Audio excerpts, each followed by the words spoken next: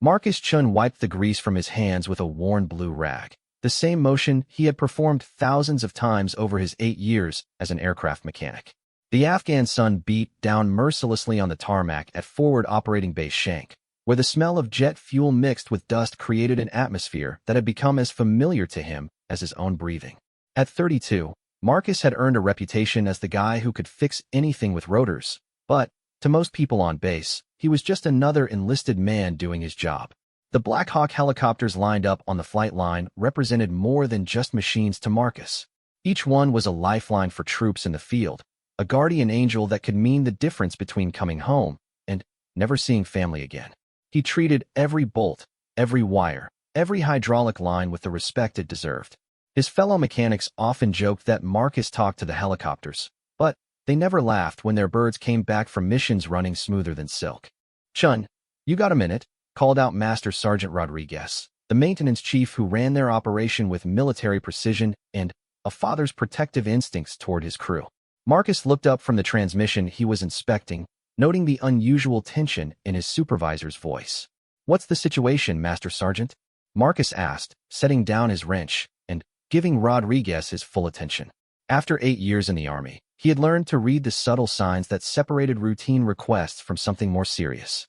Rodriguez glanced around the hangar before speaking, a habit that Marcus recognized as his way of ensuring privacy for sensitive conversations. "We got a bird coming in hot. Took some small arms fire about 40 kilometers north of here. Pilot's wounded, co-pilot's trying to bring her home, but they're reporting hydraulic problems and engine temperature warnings." Marcus felt his stomach tighten.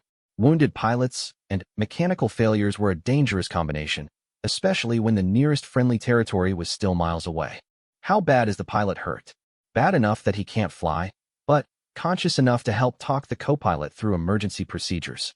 Problem is, the co-pilot's got maybe 50 hours in type. He's qualified, but this isn't exactly a training scenario. Rodriguez paused, studying Marcus with an expression that seemed to carry unspoken questions. "Thing is, Chun, we might need someone who really knows these birds. Someone who understands every system, every backup, every emergency procedure." The implication hung in the air between them. Marcus had always been thorough in his technical knowledge, perhaps more thorough than most mechanics needed to be.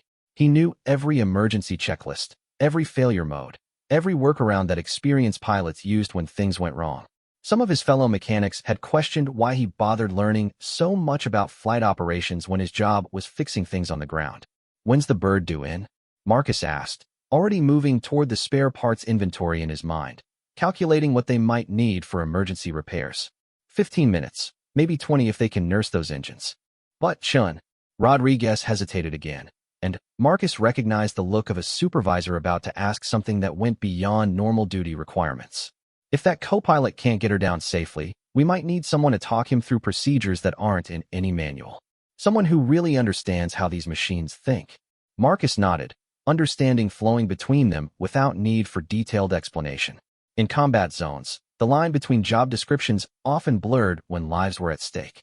If his technical knowledge could help save 2 pilots and bring her expensive helicopter home in one piece, he would do whatever was necessary. The radio crackled to life with the approaching aircraft's call sign. "Dustoff 72, this is Shank Tower. We have you on approach. State your emergency and number of souls on board." "Shank Tower, Dustoff 72. 2 souls on board, pilot wounded, co-pilot flying. We have hydraulic pressure dropping in the primary system, engine temperature climbing on number 2, and we're burning fuel faster than normal. Request priority landing and immediate medical assistance on the tarmac." Marcus listened to the professional calm in the co-pilot's voice, recognizing the careful control that military training imposed even in crisis situations. But underneath that composure, he could hear the subtle strain of someone dealing with problems that were stacking up faster than solutions could be implemented. "Copy, Dustoff 72. You are cleared for emergency landing on runway 27. Medical team and fire suppression standing by. Wind is calm, altimeter setting 2992. Rodriguez grabbed Marcus by the shoulder. "Come on, Chun. Let's get out there and see what we're dealing with." They jogged across the tarmac toward the runway, Marcus carrying his tool bag out of habit and Rodriguez coordinating with the emergency response teams via radio. The Black Hawk appeared as a dark speck against the mountains, growing larger as it approached the base. Even from a distance, Marcus could see something was wrong with its flight profile. The helicopter was flying lower and slower than normal, and its approach angle suggested the pilot was fighting to maintain control. There, Marcus pointed toward the aircraft. Look at the tail rotor. It's not tracking quite right. Probably took damage from the small arms fire. He squinted against the sun, his experienced eye catching details that others might miss.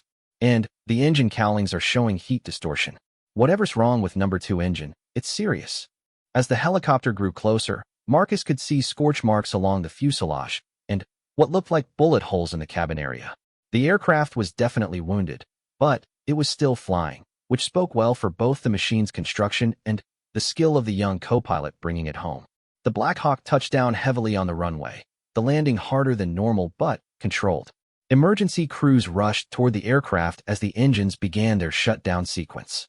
Marcus and Rodriguez were among the first to reach the helicopter, arriving just as the co-pilot was shutting down the remaining systems. The pilot, a Captain Marcus didn't recognize, was conscious but pale, with blood seeping through field dressings on his left arm and shoulder. The co-pilot, a young worn officer who looked barely old enough to drive a car, let alone fly a complex military helicopter, was trembling slightly as he completed the emergency shutdown checklist. "Good work getting her home, sir," Marcus said to the co-pilot as medical personnel helped the wounded pilot from the aircraft. That was some fine flying under pressure. The young pilot looked up at Marcus with exhausted relief. "I honestly wasn't sure we were going to make it. Everything started going wrong at once. And some of these emergency procedures, I know them from training, but actually doing them when people are shooting at you is different." Marcus nodded, understanding completely. Training scenarios, no matter how realistic, could never fully replicate the stress and complexity of actual combat emergencies. What exactly happened out there? We were providing medical evacuation for a wounded soldier about 40 kilometers north. Simple extraction should have been routine, but intel was wrong about enemy presence in the area. As soon as we landed, we started taking fire from multiple positions. The co-pilot's voice remained steady, but Marcus could see the impact of the experience in his eyes. "Captain Morrison here took rounds almost immediately, but he managed to get us airborne again before I had to take over." Rodriguez was already inspecting the helicopter's exterior, cataloging damage, and making preliminary assessments about what would be needed to get the aircraft back to operational status. "Chun, take a look at this engine cowling. And check out these holes in the transmission housing." Marcus moved around the helicopter, his trained eye assessing each point of damage. The bullets had done more than just cosmetic harm. They had compromised several critical systems. "This bird's going to need major work before she flies again. Probably looking at least a week, maybe 2, depending on parts availability." "That's what I was afraid of," Rodriguez muttered. "And we're already short 2 birds for scheduled maintenance. This puts us in a real bind for mission support." As Marcus continued his inspection, his mind automatically cataloged not just the damage, but the repairs that would be needed and the procedures required to test each system once repairs were complete. His thorough knowledge of helicopter systems went beyond what most mechanics needed to know, encompassing not just how to fix things, but how to fly them as well. The wounded pilot, Captain Morrison, had been loaded into an ambulance, but before the medical team could drive away, he called out to the co-pilot.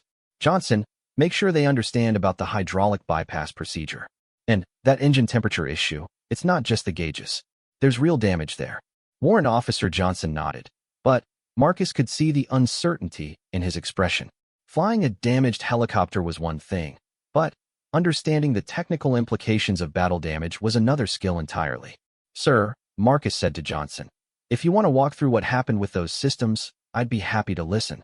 Sometimes talking through the technical side of things can help with the mission reports, and it might help us understand what needs priority attention in the repairs."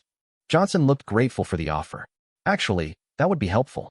Some of what happened up there, well, I'm not even sure how we managed to keep flying.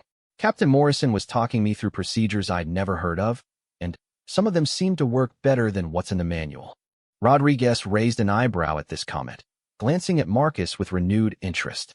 Emergency procedures that weren't in the manual suggested either innovative problem-solving or knowledge that went beyond standard training.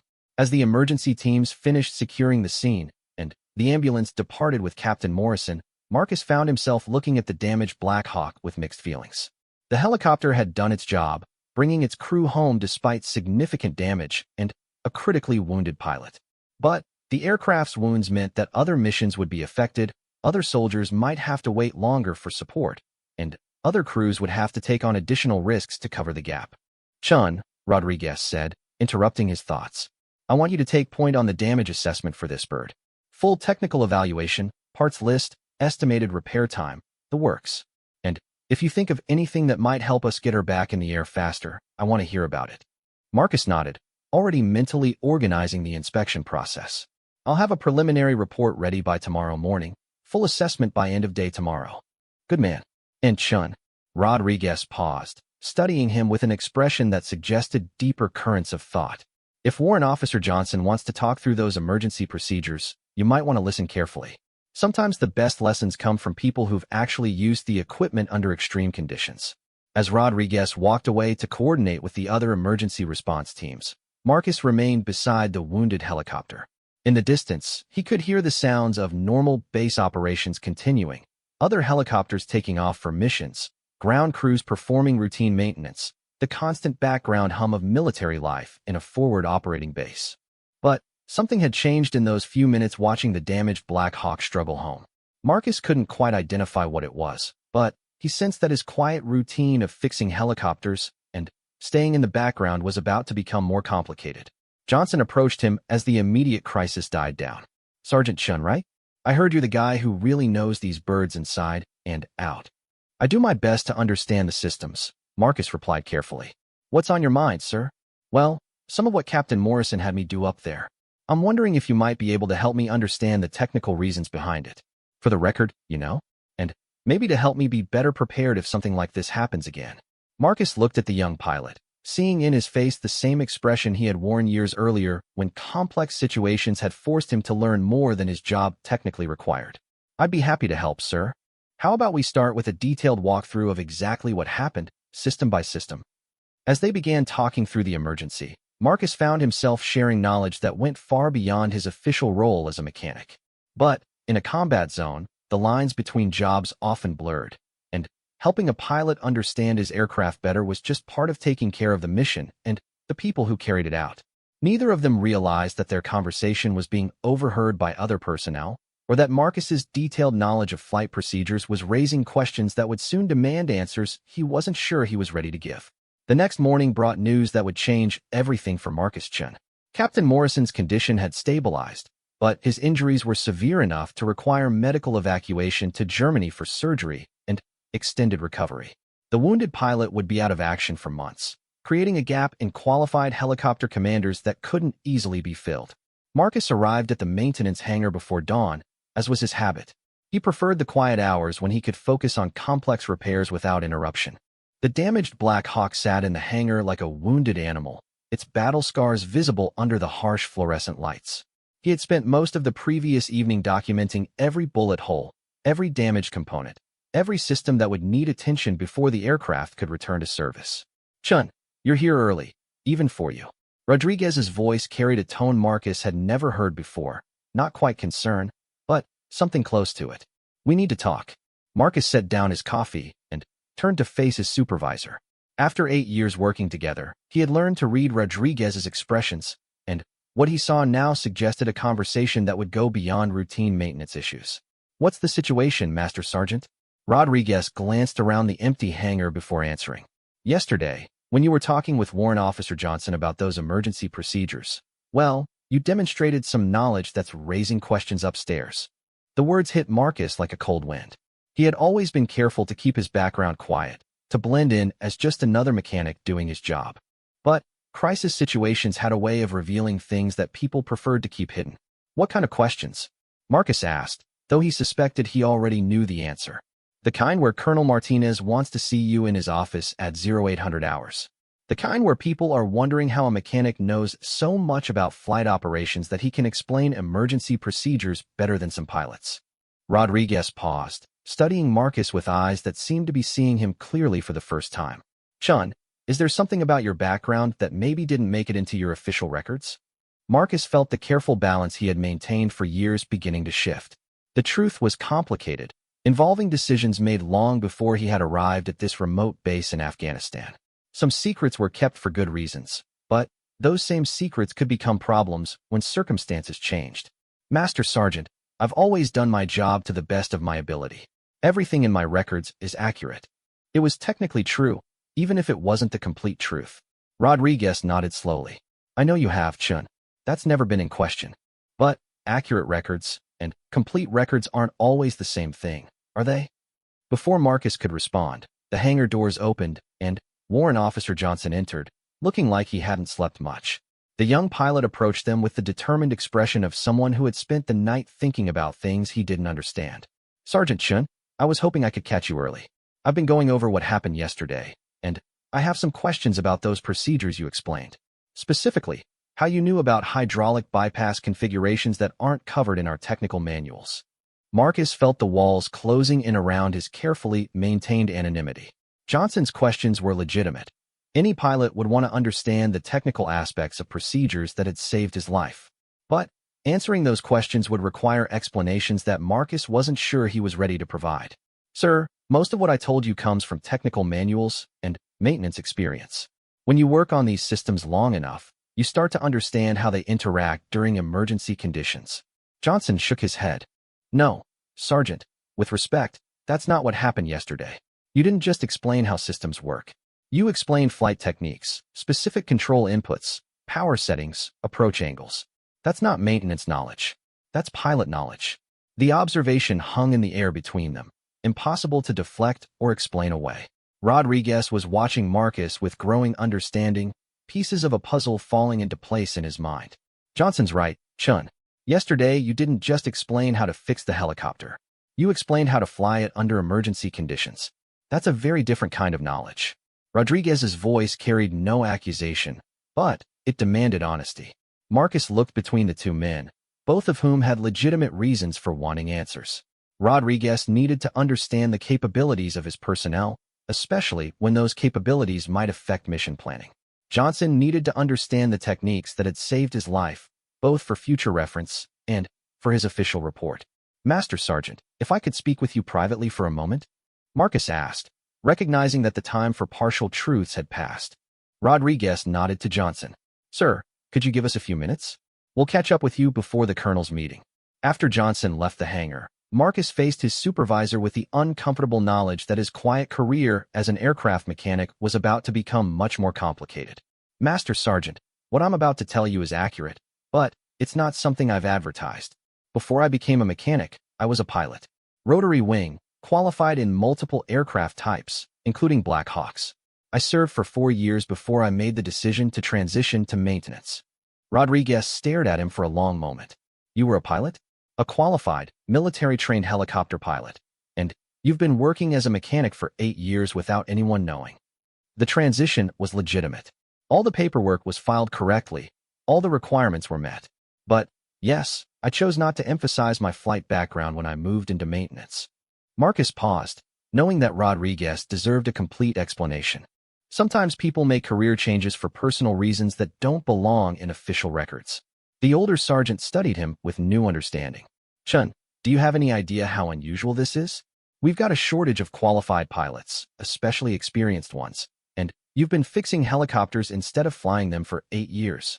I had my reasons for making the change, Master Sergeant. Good reasons. But they were personal, not professional. Rodriguez shook his head slowly.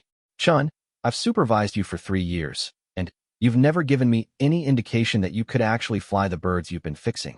Do you understand what this means for mission planning? For emergency response? For a dozen different operational considerations? Marcus nodded, knowing that his revelation would create complications that extended far beyond his personal preferences. In a combat zone, every qualified person was a potential asset, and hiding useful capabilities was a luxury that military operations couldn't afford. Master Sergeant, I want you to understand something. I didn't hide my background to avoid responsibility or to get out of dangerous assignments. I made a deliberate career choice, and I've been doing my job to the best of my ability in the role I chose. I believe that, Chun. But circumstances have a way of changing, don't they? Yesterday proved that your pilot training is still relevant, still valuable. The question is, what do we do with that information now? Before Marcus could answer, the hangar radio crackled with an urgent transmission. All stations, this is Shank Operations.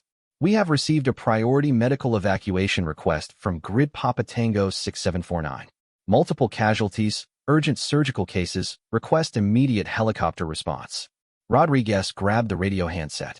Shank Operations, this is Maintenance Control. What's the timeline on this mission?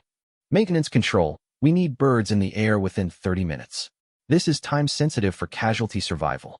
Rodriguez looked around the hangar at their available aircraft. 2 helicopters were down for scheduled maintenance. One was the battle-damaged bird from yesterday, and their remaining operational aircraft were either already on missions or just returning from extended flights that required post-flight inspections. Shank Operations, Maintenance Control.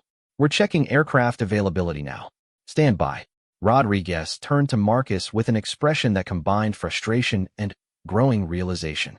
Chun, we might have a problem. Johnson's aircraft from yesterday is obviously non-operational. 7-3 is down for transmission work, 7-5 is still out on a mission, and 7-1 just came back from an extended flight that I'm not comfortable sending back out without a full inspection. Marcus understood the implications immediately. In a perfect world, there would always be backup aircraft and backup crews available for emergency missions. But combat zones were far from perfect, and sometimes circumstances forced difficult decisions. What about bringing in aircraft from other bases? Marcus asked, though he suspected he already knew the answer. Nearest available birds are at Bagram. Minimum 2 hours flight time plus preparation and briefing time. These casualties don't have that long. Rodriguez paused, his expression showing the weight of command decisions that involved human lives. Chun, I need to ask you something, and I need a straight answer. How current are your flight qualifications? The question Marcus had been dreading had finally arrived. Answering it honestly would change everything about his carefully structured life as a mechanic. But not answering it honestly might cost lives. My flight physical is current. I've been maintaining it as part of my maintenance duties. My flight hours are obviously not current for normal operations, but my instrument ratings and emergency procedures training are up to date. Marcus paused, knowing that partial answers weren't sufficient in crisis situations. Master Sergeant, if you're asking whether I could safely fly a medical evacuation mission, the answer is yes. But there would be consequences to that decision that go beyond just this one mission. Rodriguez nodded grimly. Chun, I think those consequences are about to become unavoidable. We've got wounded soldiers who need immediate evacuation, and we're looking at a shortage of both aircraft and qualified crews. Your background might not be something you wanted to advertise, but right now it might be exactly what we need. The radio crackled again with an update that made their situation even more urgent. All stations, Shank Operations. Updated casualty report from Papa Tango 6749. We now have 3 urgent surgical cases and 2 priority medical evacuations. Repeat, 5 casualties requiring immediate helicopter transport. Marcus looked at the battle-damaged Black Hawk sitting in the hangar, then at Rodriguez, who was clearly calculating options that all involved difficult compromises. In a few minutes, they would both be sitting in Colonel Martinez's office, where Marcus's hidden background would become an official matter rather than a personal secret. But right now, there were wounded soldiers who needed help, and Marcus possessed skills that could provide that help. The comfortable anonymity he had maintained for 8 years was about to end, but perhaps it was time for it to end. Master Sergeant, Marcus said quietly, before we go see the Colonel, I think you should know that my pilot training included medical evacuation procedures, combat search and rescue, and emergency operations in hostile territory. If the situation requires it, I'm qualified to help.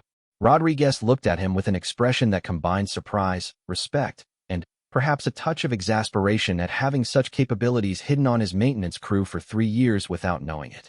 Chun, something tells me this morning's meeting with the Colonel is going to be a lot more interesting than anyone expected. Colonel Martinez's office felt smaller than Marcus had expected, packed with maps, communication equipment, and the intense energy of a command center managing multiple operations simultaneously. The Colonel was a compact man with steel-gray hair and eyes that seemed to assess everything with military precision. When Marcus and Rodriguez entered at exactly 800 hours, Martinez was studying a tactical map while speaking rapidly into a secure telephone. Copy that, Bagram. We'll have an answer for you in 15 minutes. He hung up the phone and turned his attention to the 2 men standing at attention before his desk. Master Sergeant Rodriguez, Sergeant Chun. I understand we have some interesting developments regarding yesterday's incident. Yes, sir, Rodriguez replied, his voice carrying the careful tone of a professional briefing. Sir, it appears that Sergeant Chun possesses qualifications that weren't fully apparent in his maintenance role. Colonel Martinez studied Marcus with the focused attention of a commander trying to assess a new piece of information that might affect his operational capabilities. Sergeant Chun, I've been reading your personnel file this morning. 8 years as an aircraft mechanic, exemplary service record, consistently high performance evaluations.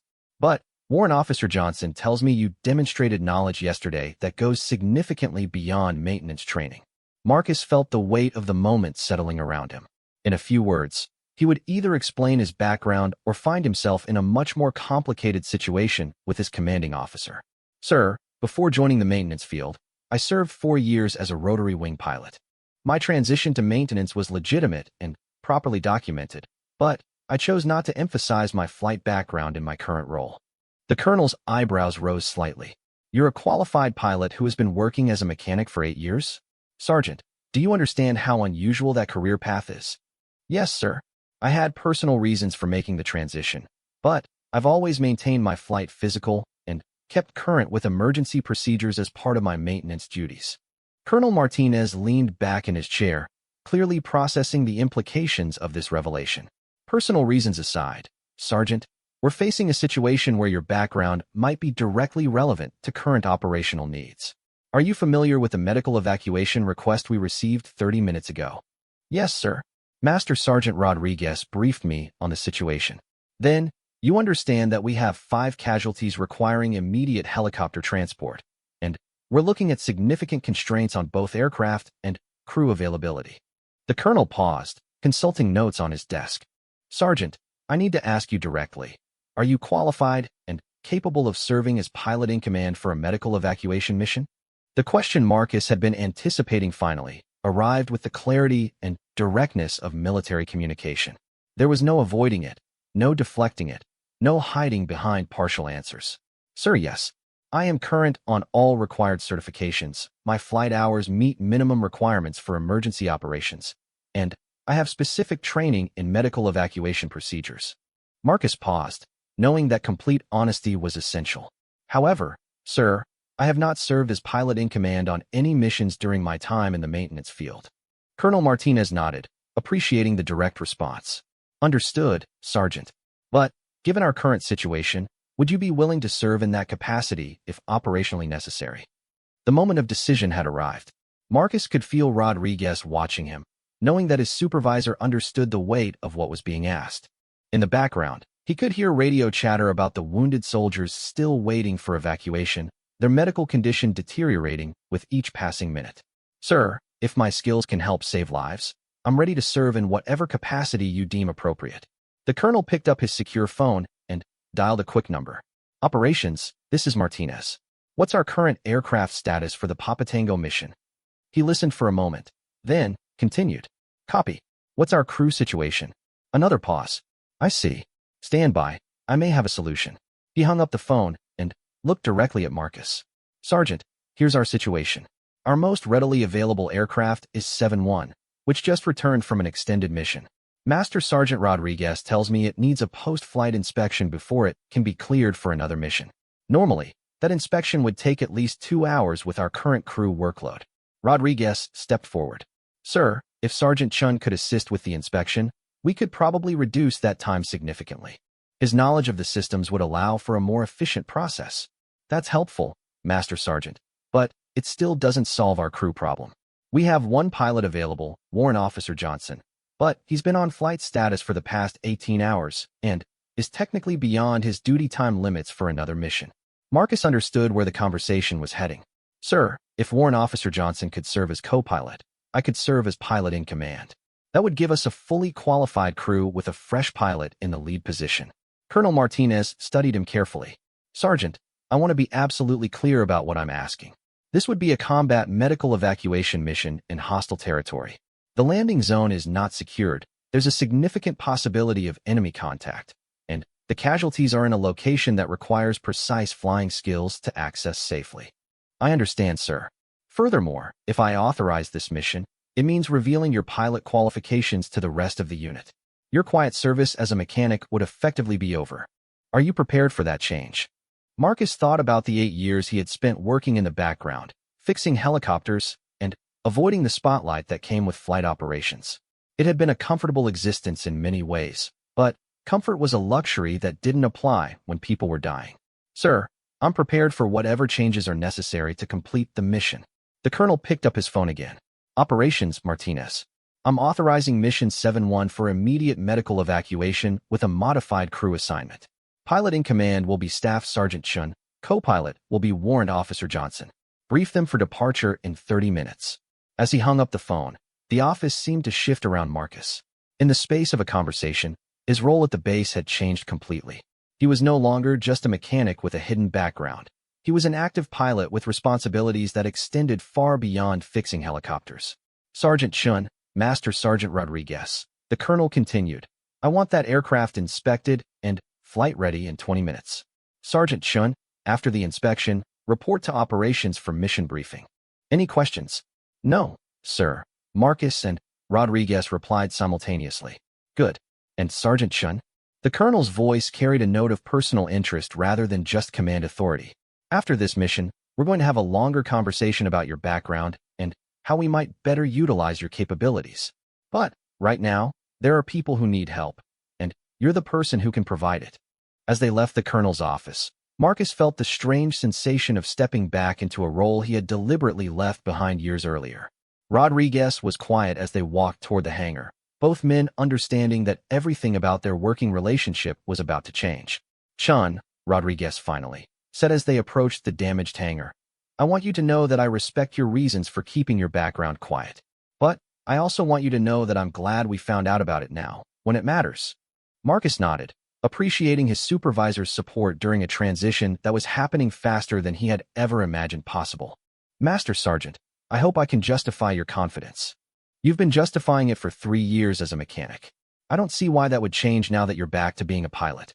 When they reached the hangar, Warrant Officer Johnson was waiting beside Aircraft 7-1 with a mixture of anticipation and nervous energy.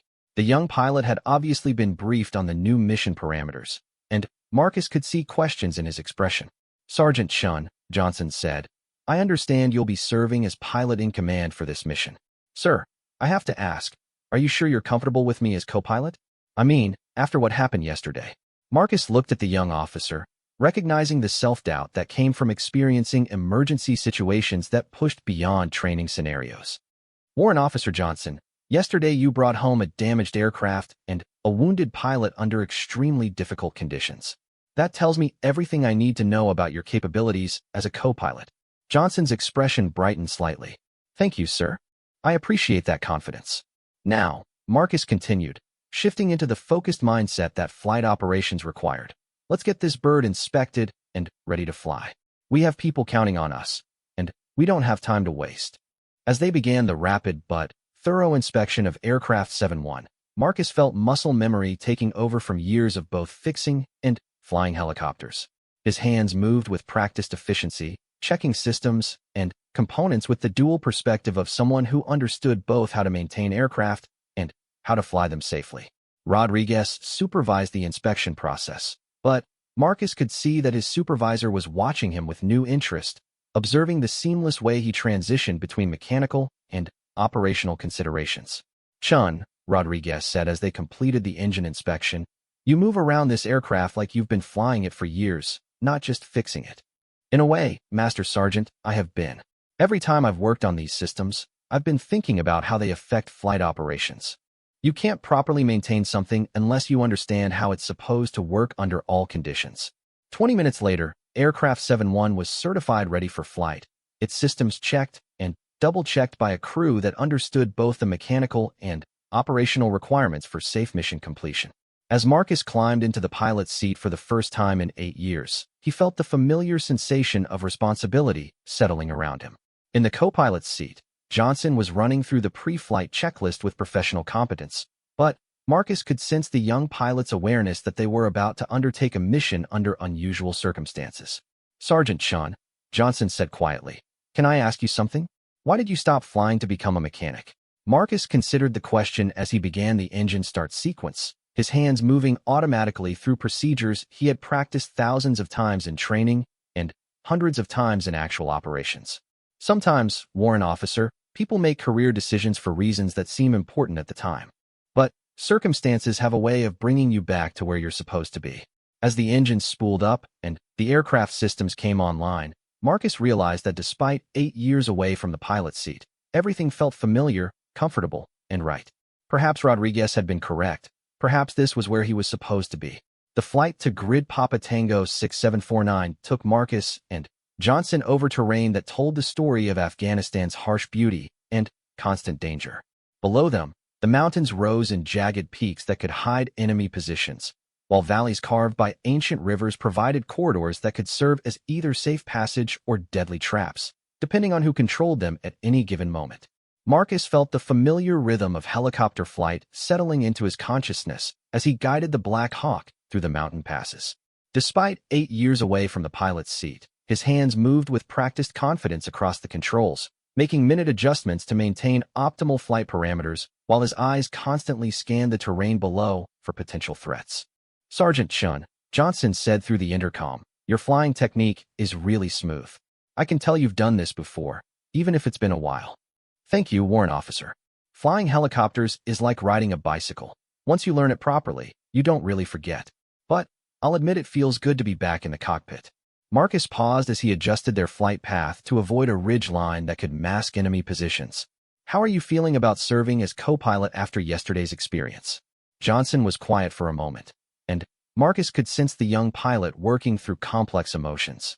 "Honestly, sir, yesterday was probably the most scared I've ever been. But working with you on this mission, it feels different. More controlled, more professional. I think I'm learning things about flying that they don't teach in flight school."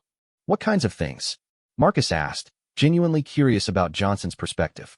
"Well, yesterday I was so focused on following emergency procedures that I didn't really understand why Captain Morrison had me do certain things. But watching you fly, I can see that you're not just following procedures. You're thinking ahead, anticipating problems before they develop." Johnson adjusted his radio settings before continuing. "It's like you see the whole flight as a complete picture instead of just a series of individual steps." Marcus nodded, appreciating the observation. "That understanding comes with experience, Warrant Officer. The procedures are important. They keep you alive when everything goes wrong. But experience flying is about understanding why the procedures work and when you might need to modify them."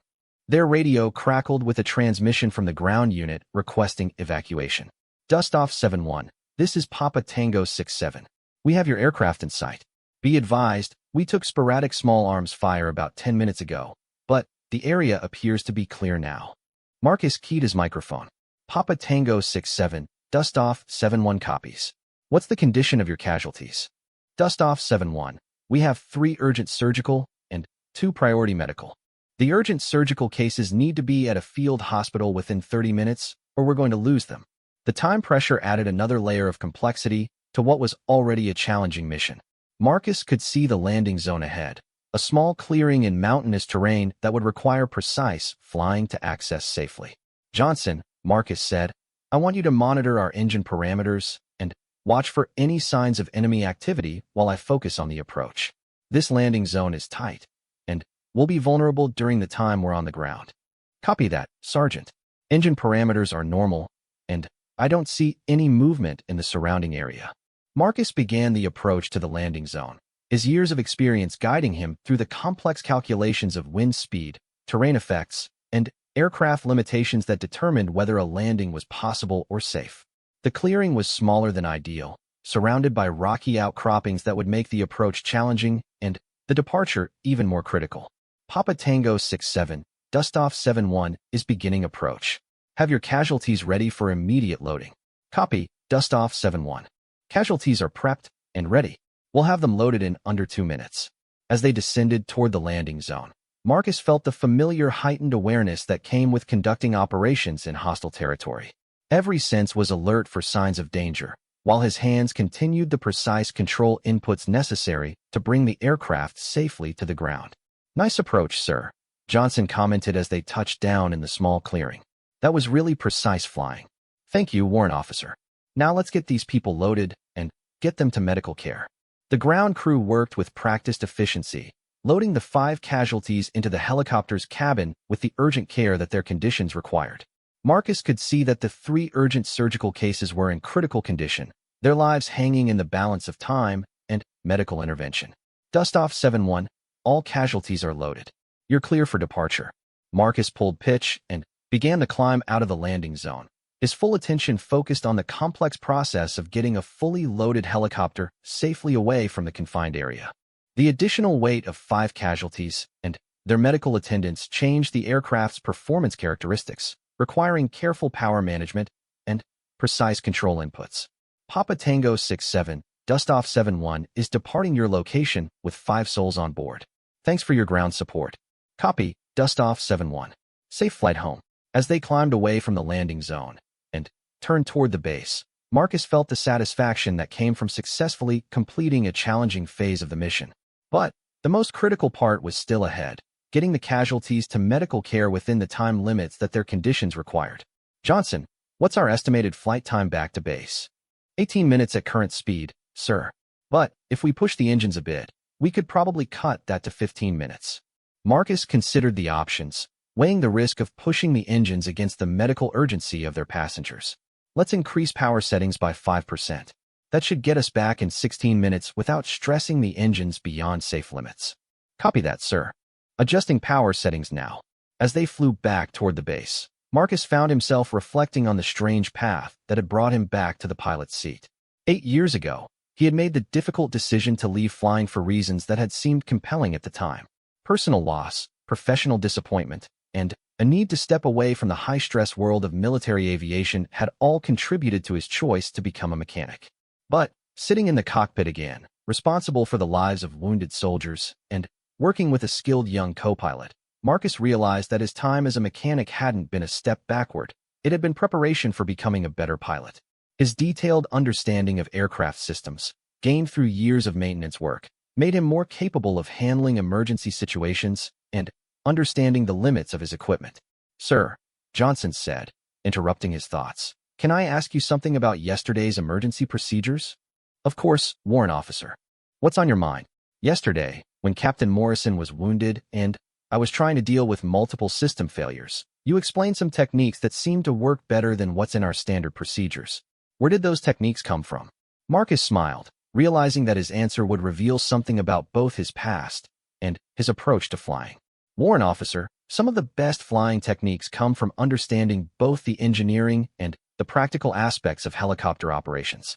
During my time as a mechanic, I had the opportunity to talk with experienced pilots about how they handled emergency situations, and I was able to combine that knowledge with my understanding of how the systems actually work. So your maintenance experience made you a better pilot? In many ways, yes. Understanding why systems fail and how they respond to emergency procedures gives you options that you might not have if you only know the standard operating procedures. Marcus paused as he adjusted their flight path to optimize their approach to the base. And working as a mechanic taught me to respect the aircraft and understand its limitations in a way that pure flight training sometimes doesn't provide. Their radio crackled with a transmission from base operations. Dustoff 7-1, this is Shank Tower. We have you on approach with medical priority passengers. Medical team is standing by. What's your estimated arrival time? Shank Tower, Dustoff 7-1. We're 12 minutes out with 5 casualties, 3 urgent surgical. Request priority landing clearance. Copy, Dustoff 7-1. You are cleared for priority landing on pad 2. Wind is light and variable, altimeter setting 3001. As they approached the base, Marcus could see the medical teams already positioned near the landing pad, ready to transfer the casualties to appropriate medical care. The precision and coordination of the operation reminded him of why he had originally been drawn to military aviation, the combination of technical skill and mission focus that could make the difference between life and death. Johnson, he said as they began their final approach, you did excellent work on this mission. Your situational awareness and system monitoring were exactly what I needed from a co-pilot. Thank you, sir. And if I may say so, flying with you has been educational. I feel like I understand more about helicopter operations after one mission with you than I did after months of routine flights. Marcus brought the aircraft to a smooth landing on the designated pad, where the medical teams immediately began the process of transferring the casualties to appropriate care facilities. As the engines wound down and the mission officially ended, he realized that his quiet career as a mechanic had indeed come to an end. But, looking at Johnson, who was completing the post-flight checklist with newfound confidence, and thinking about the 5 soldiers whose lives they had potentially saved, Marcus understood that some changes were worth making, even when they disrupted carefully planned anonymity. "Warrant officer," he said as they shut down the aircraft systems, "I think this is going to be the beginning of a very different kind of service for both of us." Johnson looked at him with curiosity. "What do you mean, sir?" "I mean that after today, word is going to get around about what happened on this mission. People are going to start asking questions about background and capabilities that I've kept quiet for 8 years." Marcus paused, watching the medical teams efficiently transport their passengers toward appropriate care. "And I think that's probably exactly what needs to happen." 3 weeks after the medical evacuation mission that had changed everything, Marcus stood in Colonel Martinez's office once again.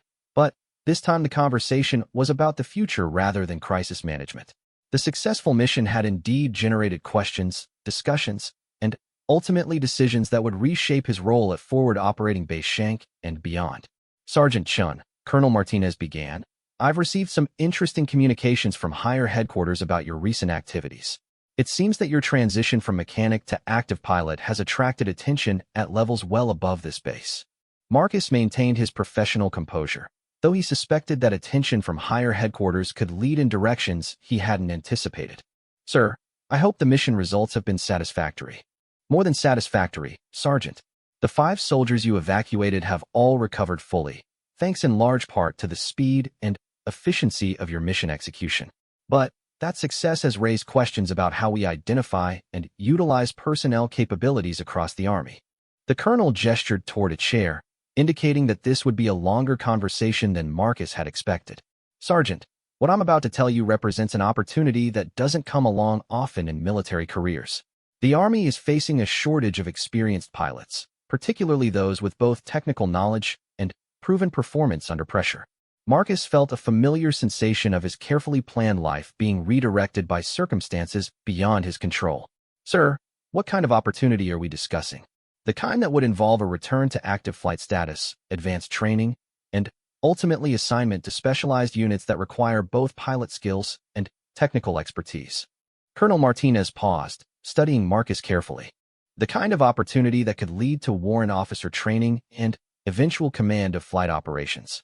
The words hung in the air between them, representing a possibility that Marcus had deliberately put behind him 8 years earlier. Returning to active pilot status would mean embracing the high-stress, high-responsibility world that he had left for personal reasons that still influenced his thinking. "Sir, I'm honored by the consideration, but I want to make sure I understand what would be involved in such a transition. Full pilot requalification training, advanced aircraft certification, leadership development, and assignment to units where your dual background as both pilot and mechanic would be particularly valuable." The colonel leaned forward, his expression showing genuine interest in Marcus's response.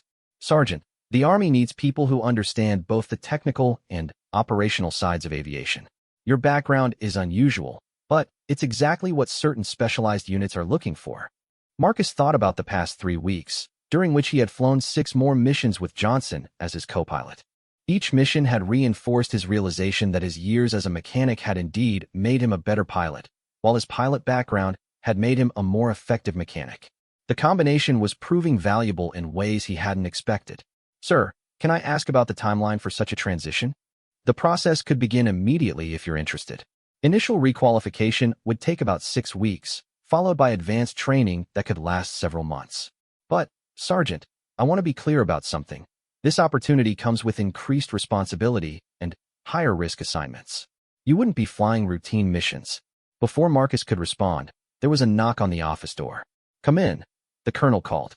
Warrant Officer Johnson entered, looking slightly nervous about being summoned to the commanding officer's presence. "Sir, you wanted to see me?" "Yes, Johnson. Please have a seat. Your name has come up in our discussion about Sergeant Chin's future assignments." The colonel turned his attention to the young pilot. "Johnson, how would you describe your experience flying with Sergeant Chin over the past 3 weeks?" Johnson glanced at Marcus before answering. "Sir, it's been the best learning experience of my career. Sergeant Chin approaches flying with a level of technical understanding and situational awareness that I've never seen before. He's made me a better pilot. Can you be more specific about what you've learned? Well, sir, Sergeant Chin doesn't just follow procedures. He understands why the procedures exist and when they might need to be modified for specific situations. He's taught me to think about aircraft systems, weather conditions, and mission requirements as interconnected factors rather than separate considerations. Johnson paused, seeming to organize his thoughts. And his maintenance background means he can anticipate mechanical issues before they become problems, which makes our missions safer and more effective. Colonel Martinez nodded, clearly pleased with Johnson's assessment. Johnson, how would you feel about continuing to fly with Sergeant Chun if he were to transition to a more advanced pilot role?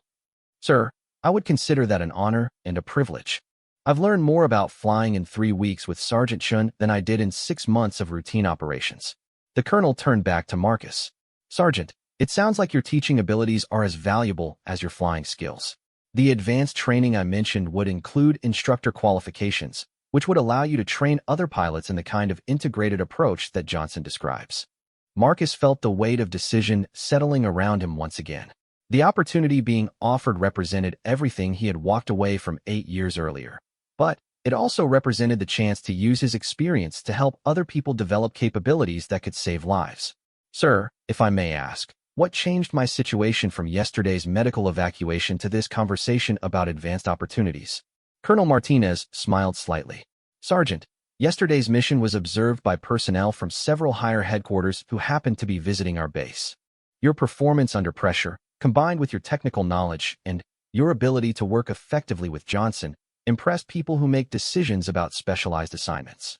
In other words, sir, my attempt to maintain a low profile has been definitively compromised. I'm afraid so, Sergeant. But sometimes being noticed for the right reasons leads to opportunities that are worth the loss of anonymity. The colonel leaned back in his chair. Chun, I've been commanding aviation units for 15 years, and I've never seen someone with your particular combination of skills. The Army needs people like you in positions where those skills can have maximum impact. Marcus looked at Johnson, seeing in the young pilot's expression the same eagerness to learn and improve that had driven his own early career. He thought about the wounded soldiers they had evacuated, the missions they had completed successfully, and the satisfaction he had felt returning to the cockpit after 8 years away from flying. Sir, if I accept this opportunity, what would happen to my current maintenance responsibilities? Your replacement is already being identified, Sergeant. Master Sergeant Rodriguez has recommended one of his senior mechanics for promotion to fill your position, and that transition could be completed within 2 weeks. Johnson leaned forward slightly. Sir, if Sergeant Chun does accept advanced training, would there be any possibility of my participating in some of that training as well? I mean, as his co-pilot, I would benefit from understanding the same integrated approach to aviation operations. Colonel Martinez looked at both men with an expression that suggested he had been hoping for exactly this kind of response. Johnson, that's precisely the kind of thinking that makes effective aviation teams. Yes, there would be opportunities for you to participate in advanced training alongside Sergeant Chun. Marcus felt the familiar sensation of a decision crystallizing in his mind. The reasons he had left active flying 8 years earlier had been valid at the time, but circumstances and perspective had changed. His experience as a mechanic had given him capabilities that made him more valuable as a pilot, and his pilot background had made him a better mechanic and teacher. Sir, Marcus said, I would like to accept the opportunity for advanced pilot training and the associated responsibilities. Colonel Martinez smiled with genuine satisfaction. Outstanding, Sergeant. I'll begin the paperwork immediately. You'll report for initial requalification training at Fort Rucker in 4 weeks. Thank you, sir. I appreciate your confidence in my abilities. Sergeant, your abilities have been demonstrated beyond question. The confidence is entirely justified. The colonel turned to Johnson. Warrant officer, you'll receive orders for advanced co-pilot training to begin 6 weeks from today. The goal is to have you and Sergeant Chin qualified as an integrated flight team for specialized operations. As they left the colonel's office, Marcus felt the strange sensation of his life coming full circle in ways he hadn't expected. Johnson walked beside him with obvious excitement about the training opportunities ahead. Sergeant Chun, Johnson said, can I ask you something personal? What made you decide to go back to flying after 8 years as a mechanic? Marcus considered the question as they walked across the base toward the flight line, where helicopters were taking off and landing in the constant rhythm of military operations. Warrant Officer, 8 years ago, I thought I was walking away from flying for good reasons. But sometimes life has a way of bringing you back to where you belong, just when you have the experience and perspective to do the job better than you ever could before. Do you think your maintenance experience really made you a better pilot? I know it did. Understanding how aircraft systems work, how they fail, and how to fix them gives you a level of confidence and capability that pure flight training can't provide. Marcus paused, watching a Black Hawk lifting off on a mission similar to the ones they had been flying together. But more than that, working as a mechanic taught me patience, attention to detail, and respect for the equipment that keeps people alive. Johnson nodded thoughtfully. Sir, I think this training opportunity is going to change both our careers in ways we can't even imagine yet. Marcus looked at the young pilot, recognizing in him the same eagerness to learn and improve that had driven his own development years earlier. Johnson, I think you're absolutely right. But I also think we're both ready for whatever challenges come next. As they reached the flight line, Marcus realized that his 8 years as a mechanic hadn't been a detour from his aviation career. They had been preparation for becoming the kind of pilot the Army needed him to be.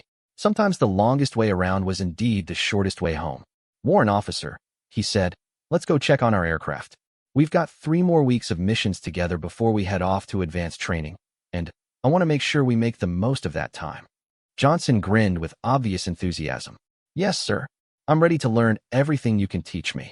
Marcus smiled, feeling for the first time in years that he was exactly where he belonged, doing exactly what he was meant to do.